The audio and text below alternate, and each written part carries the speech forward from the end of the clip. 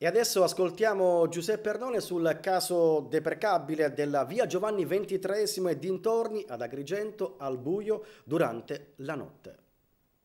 Io ringrazio questa televisione per aver dato la parola agli anziani di via Giovanni XXIII, della chiesa di San Vito, di via Diodoro Siculo, questa parte della città incredibile ma vero, ma da giorni è completamente al buio.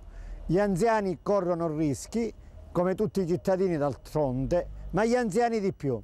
Mi hanno chiesto un intervento pubblico, mi hanno chiesto di mostrare in TV questo disastro e io voglio dirlo brevemente, non è Agrigento ai tempi di guerra, questa al buio nelle principali vie, è Agrigento ai tempi della fase finale dell'amministrazione Zambuto, Passarello, Gramaglia, Calabrese.